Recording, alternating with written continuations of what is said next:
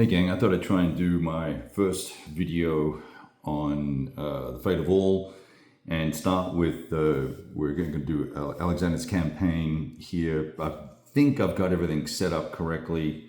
I've got some blocks on the map just to keep me honest and remind me what's where and all that sort of fun stuff. It's not a huge game from a counter density perspective. Well, all the armies are off the map basically, so that makes it relatively clean. But because things are very spread out, it's easy to lose track of places. And I've got a couple of comments which I'll probably share more after we get done with some gameplay for a little while on some of the map graphics and fonts and stuff like that. But generally speaking, relatively easy to set up once you use your ancient history memory and remember where everything is. So let's see, the red, I guess we would call those, they're almost like a meeple. These are actually leftovers from my old copy of Colditz, and I've got the new copy still in shrink, but I haven't pulled that out. But I might do that just to use these because they're kind of cool. Anyway, these are armies or major forces of the Persian Empire, where you can see these red doohickeys, what do you want to call them, right? Egypt being down the bottom there, at the top of the screen, and then Syria basically with the two red meeples. And then we get into Anatolia here. There's a small force there. Actually, I'm not sure if that's a small force. Army 4 is, modest size. And I may or may not keep them as an army just because you can only have 4 army forces, and depending on the size of them, those things will matter when we get to logistics and movement and stuff like that. But let's move over to kind of the hot seat where things are going to kick off. You may notice these white cubes and these blue cubes and the red cubes. Well, the red cubes represent the absolute minimum amount of control areas and cities that the Greeks have to keep in order to, now I forget why I did it. It's been a couple of days and I've moved a bunch of boxes since then. Was that to avoid Spartan revolt, or it's to avoid an automatic victory, I think is what it is. For the Persians. So if, all of those, or 3 out of 5 of those, now I forget the damn rule. Anyway, those cities are important. Similarly, for the white blocks for the Persians, there's one there, and there's one way down in Memphis, Syria, Babylon, Babylon all the way over there. And, they're critical locations to maintain control of. You can see we've got some more forces here. We've got, these are actually magnetized, which is cool. So on my metal table, they will actually stay. I love that. I wish I could get more of these. Let's see.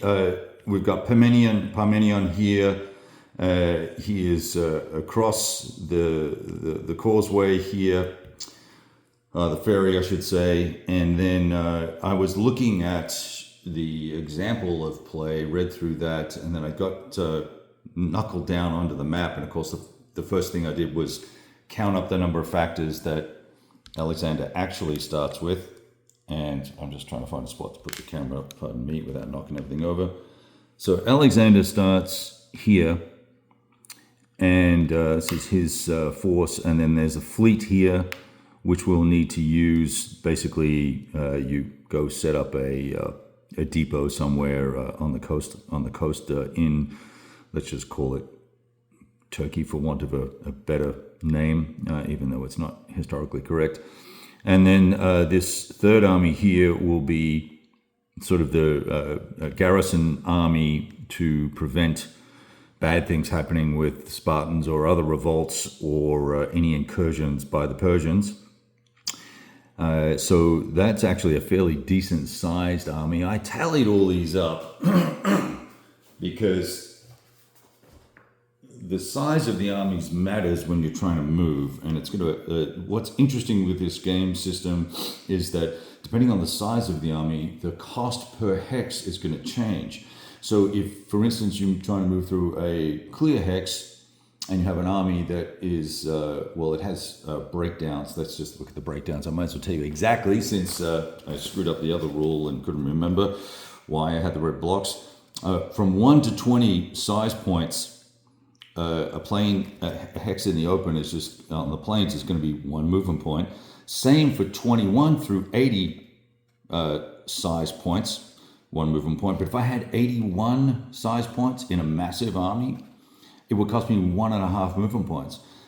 Similarly, when we go to cross a river, though, let's just say, let's look at a minor river, which is what this is here, river hexside. It's 1.5 movement points for 21 to 80, but only 1 extra movement point for 1 through 20. Now, if I wanted to cross with 81 through 130, size points, it'd be +2 to the movement cost to cross into this hex here. So I started mapping out how far can the Alexander's army at setup get, where can they get to, and what do you know?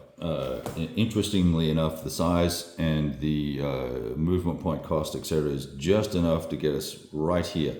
It ends up being 28. I think I wrote it down here somewhere. Can he read his own writing, and is it smudged? It's probably smudged. Here it is here, 28.5 movement points out of 30.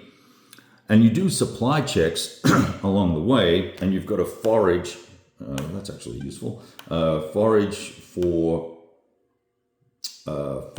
supplies to as you move basically every 10 movement points, and wherever you spend the bulk of those movement points is where you're going to, let me just adjust this, is where you're going to take your foraging from.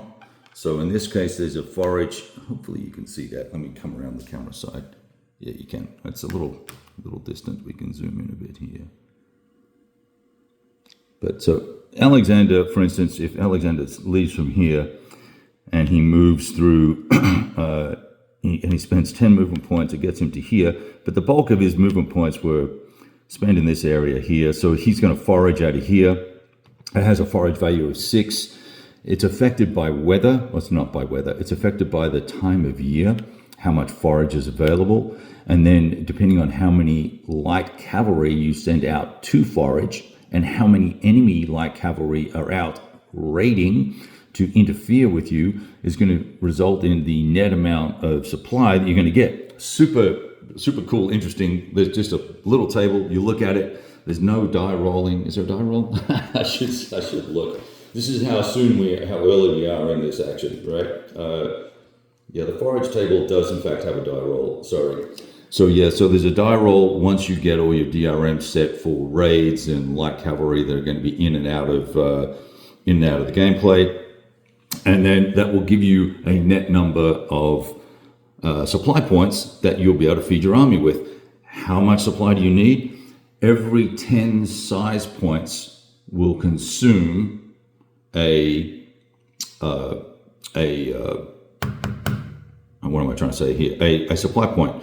So for 65 points, we're going to need 6 supply points for each of these stages as we go through. And so there are other means of acquiring supply. You can requisition it from the populace, which will allow you to, it's basically purchasing it, but that costs money, and you have limited resources as Alexander.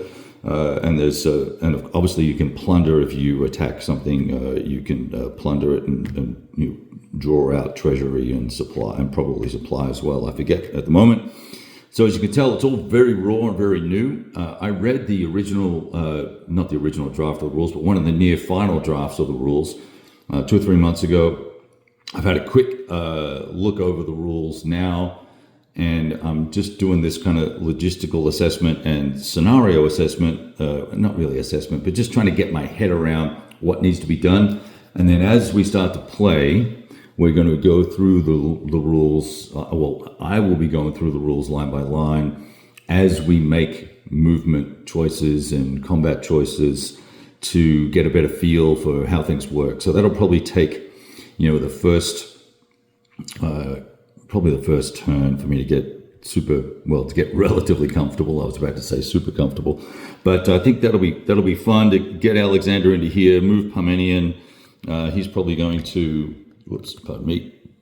He's probably going to head in this direction, which you can't see here, to capture this city and punt these guys out of here, so that we can start acquiring control of these provinces.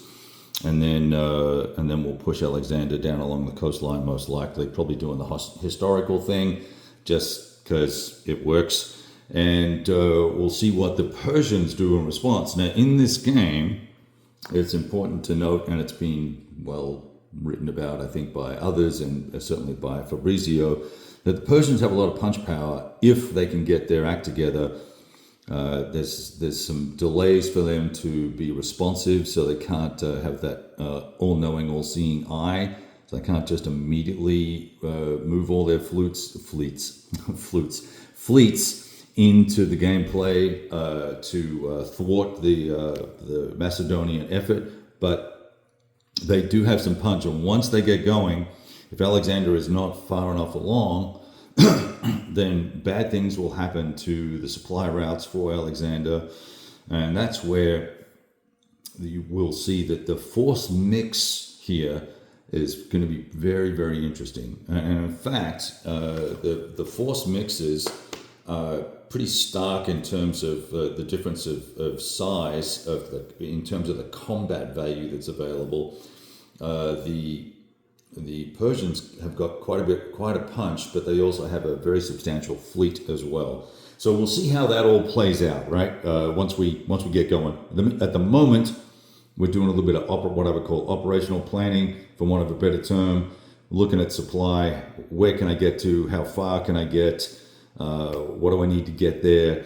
What do I need to have staged or prepared to be staged for the next turn and the turn after that? So I want to have a kind of a look through the window into a couple of months down the track for Alexander before I go racing off here and starting, and then realize that, hey, I've screwed up and we need to reset, which will probably happen anyway, because that's how we roll. All right, you guys all have a great day. I'm going to keep at it later. Oh, I guess I should say roll dice.